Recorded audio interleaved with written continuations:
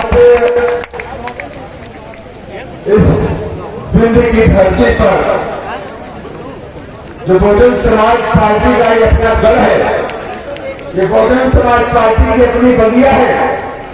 और आज इस बगिया में हम सबके बीच में हमारे राष्ट्रीय कोऑर्डिनेटर युवा दिनों की धड़कन से आकाश आनंद जी आ रहे हैं, आए हुए हैं।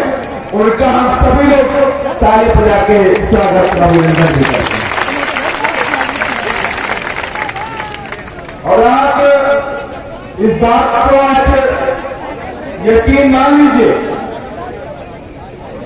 और ये नहीं पूरे देश के अंदर ये चर्चा चल रही है। इस बार बहुजन समाज पार्टी के कार्यकर्ताओं ने ये ठान लिया है कि बीजेपी और कांग्रेस को यहां से बाहर करके रहेंगे। एक बहुजन समाज पार्टी के कार्यकर्ता ने नीला गमछा बांध लिया है और इस बार यह है, इस बार बाबा साहब के सपनों को, बिरसा मुंडा के सपनों को, मदर कंठिया साहब के सपनों को, अरुणा बहन के सपनों को मध्य प्रदेश के अंदर पूरा करके रहने वाले हैं। और इसके लिए हमने तमाम तरह के प्रयास किए हुए, हमने तमाम काम किए हैं। और ये नहीं, पिछले 5 साल के अंदर में राज्यपाल जनसमूह यहां पर बैठा हुआ है और इसके लिए हमारे कार्यकर्ताओं ने रात दिन मेहनत करी है, गांव गांव जाके मेहनत करी है, भूखे प्यासे रह के मेहनत करी है। जाड़ा गर्मी बरसात कुछ भी हो गया, लेकिन कार्यकर्ताओं ने अपने काम को पूरा किया है। तो मैं उन कार्यकर्ताओं को क्रांतिकारी से अभी करता हूं उनके दम पर। और ये मैं दावे के साथ में कहता हूं, यहां पर आए हुए कार्यकर्ता कि भारतीय जनता पार्टी कांग्रेस के जो कार्यकर्ता आते हैं, जो हजारों रुपए के नोट पे आते हैं, जहां वो कार्यकर्ता है आकर के देख लो, जो सुबह खड़े अपने घर से खाना करके पानी की व्यवस्था भी यहाँ पर हमने नहीं की है, उसके बावजूद में हजारों की तादाद में उनकी मात्राएं रहने हुआ हमारी ताकत है। और ये ताकत इस बार मध्य प्रदेश में क्रांति लेके जा रही है और मध्य प्रदेश के अंदर बहुजन समाज पार्टी पहले सा पावर बन के सत्ता की चाबी अपने हाथों में लेके जा रही है। और जब इस सत्ता की चाबी हमारे हाथों में आएगी तो एक हिसाब हम आपसे लेने का काम करेंगे। एक हिसाब हमें सिंधी का पेशाब कहानी भी याद है और सिंधी की आदिवासी वृत्ति के साथ में बलात्कार भी याद है। हमें वो भी याद है कि सेवाओं के अंदर एक आदिवासी पुराने से काट दिया गया, हो गया वो याद है। हमें वो भी याद है इसी रीगा के अंदर मजदूरी मांगने पड़ते जो हाथ काट दिए गए, वो भी मुझे याद है। मैं कुछ भूला नहीं हूँ कि मैं आपसे करके जा रहा हूँ। अगर आप लोगों ने धन लगा करके 2 महीने आप सोने का काम नहीं करिएगा, ये 2 महीने चाप करके इस बहुजन बगिया को भरा कर दीजिएगा और नीले झंडे लेकर के दुकान की तरफ दूर कर दीजिएगा। और उसी दिन ये ताकत, बैलेंस ऑफ पावर, सत्ता की चाबी हमारे हाथों में होगी और उसी दिन हमारे महापुरुषों का सपना हम पूरा करेंगे मध्य प्रदेश के अंदर। बीएसपी की क्या पहचान, बीएसपी की क्या पहचान, कुमारी और बाबा साहब मर रहे, बाबा साहब मर रहे, महात्मा फूले मर रहे, स्वामी महाराज मर रहे।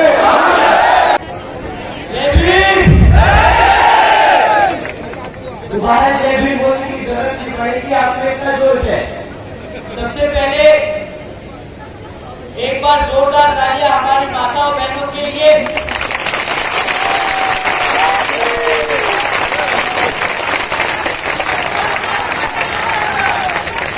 हमारी माताएं बहनें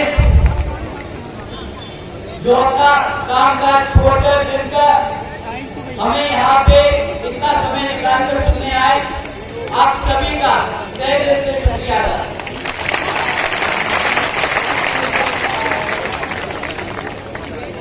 एक बार जोरदार तालियां हमारे सभी बड़े बुजुर्गों के लिए।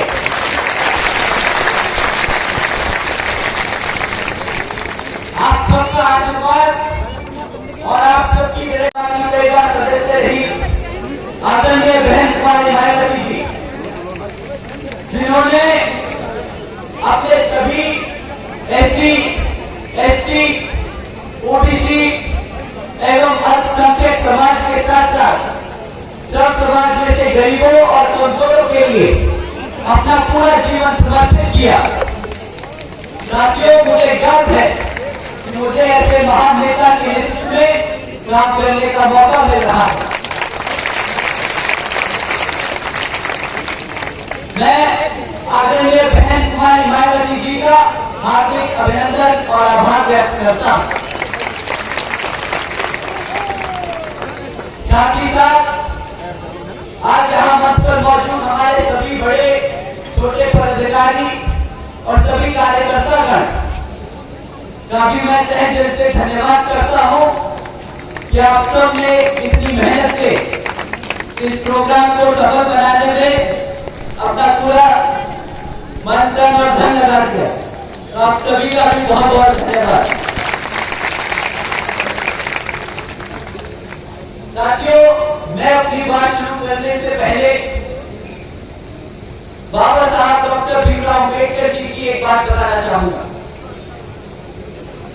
जब बाबा साहब डॉक्टर भीमराव अम्बेडकर जी ने संविधान लिखना चाहा तो वो उन्होंने इस मंशा से लिखना चाहा कि वो एक सत्ता मूलक समाज की स्थापना करना चाहते थे। उन्होंने लोकतंत्र की कुछ इस तरह व्याख्या की थी। मैं अंग्रेजी में बोलूंगा, उसके बाद इसको हिंदी में समझाऊंगा। हिसाब से नहीं, कुछ लोग, मनवादी लोग जो इस तरह की सोच रखते हैं, उनके हिसाब से चल रही है। साथियों, आप सब श्रीमती भारती केसरेकर जी के बारे में जानते हैं कि किस तरह उनके परिवार के साथ, उनके परिवार के 5 सदस्यों के साथ यहाँ पे बेदर्दी से उनके 5 सदस्यों की हत्या कर दी गई। साथियों, हैरानी की बात यह नहीं कि उनके परिवार के 5 सदस्यों की हत्या कर दी गई। यहाँ पर हत्या होना अब आम बात हो गया है, परंतु हैरानी की बात यह है कि जब भारती जी 200 किलोमीटर पैदल चलकर अपने ही जाति के गवर्नर जी से मिलने आई, मदद मांगने आई, तो गवर्नर साहब ने उनसे मिलने से ही इनकार कर दिया। साथियों, इस मनवादी सोच रखने वाली सरकार में लोग ऐसे हैं कि चाहे उनकी जात और धर्म आपसे मिलती हो, परंतु उनकी सोच आज भी उन मनवादी लोगों की तरह है। साथियों, जिस सरकार में अपने ही समाज के लोग मदद करने से इनकार करते, वो सरकार के बारे में आप सब बखूबी जानते हैं। साथियों, आप लोगों ने रामजी लाल अहिरवार के बारे में भी सुना होगा कि किस तरह दो लोगों ने, दो मनवादी सोच रखने वालों ने, हिसाब से नहीं, कुछ लोग, मनवादी लोग जो इस तरह की सोच रखते हैं, उनके हिसाब से चल रही है। साथियों, आप सब श्रीमती भारती केसरेकर जी के बारे में जानते हैं कि किस तरह उनके परिवार के साथ, उनके परिवार के 5 सदस्यों के साथ जहां पे बेदर्दी से उनके 5 सदस्यों की हत्या कर दी गई। साथियों, हैरानी की बात यह नहीं कि उनके परिवार के 5 सदस्यों की हत्या कर दी गई, जहां पर हत्या होना अब आम बात हो गया है। परंतु हैरानी की बात यह है कि जब भारती जी 200 किलोमीटर पैदल चलकर अपने ही जाति के गवर्नर जी से मिलने आई, मदद मांगने आई, तो गवर्नर साहब ने उनसे मिलने से ही इनकार कर दिया। साथियों, इस मनुवादी सोच रखने वाली सरकार में लोग ऐसे हैं कि चाहे उनकी जात और धर्म आपसे मिलती हो, परंतु उनकी सोच आज भी उन मनुवादी लोगों की तरह है। साथियों, जिस सरकार में अपने ही समाज के लोग मदद करने से इनकार करते, वो सरकार के बारे में आप सब बखूबी जानते हैं। साथियों, आप लोगों ने रामजी लाल अहिरवार के बारे में भी सुना होगा कि किस तरह